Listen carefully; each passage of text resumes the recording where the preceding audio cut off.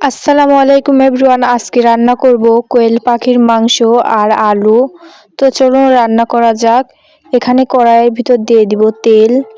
তেল দেওয়ার পরে দিয়ে দিব আগে থেকে কেটে রাখা আলু, দিয়ে দিব অল্প লবণ, তারপরে দিয়ে দিব হলুদ। আমি আলুটা লাল লাল করে ভেজে নিব।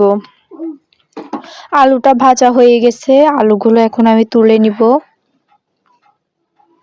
তো সবগুলো আলু আমি তুলে নেওয়ার পরে এখন দিয়ে দিব পেঁয়াজ কুচি।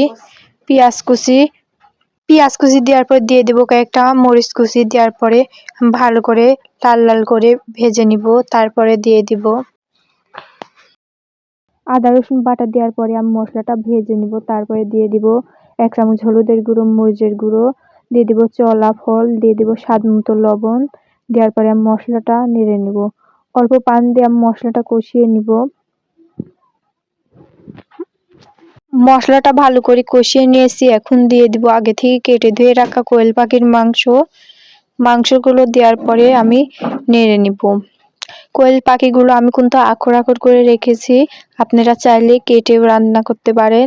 তো আমি ভালো করে নেড়ে ছেড়ে ঢাকনা দিয়ে ঢেকে দেব। ঢাকনাটা আমি আবার উঠাই নেব। আমি আবার ভালো করে নেড়ে ছেড়ে অল্প পানি দিয়ে আমি আবার একটু কষিয়ে নিব মাংসটা। ঢাকনা দিয়ে আবার ঢেকে দিব। ঢাকনাটা আবার উঠাই আমি ভালো করে নেড়ে নিব। নাড়ার পরে তারপরে দিয়ে দিব আগে থেকে ভেজে রাখা আলু দেওয়ার পরে ভালো করে নেড়ে ঢাকনা দিয়ে ঢেকে দিব। ঢাকনাটা আবার উঠাই নিব। মাংসটা কিন্তু কষানো হয়ে গেছে। এখন নেড়ে আমি দিয়ে দিব পরিমাণ মতো পানি দেওয়ার পরে ভালো করে নেড়ে ঢাকনা দিয়ে ঢেকে দিব। ঢাকনাটা আমি আবার উঠাই দিব। তরকারিতে কিন্তু বলক চলে এসেছে।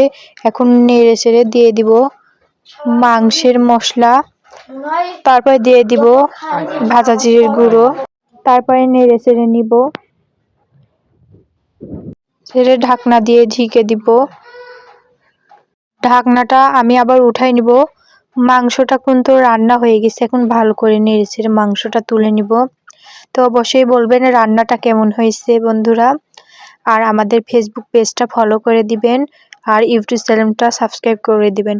এমন নতুন নতুন ভিডিও পেতে আমাদের ফেসবুক পেজটা ফলো করবেন। আল্লাহ হাফেজ।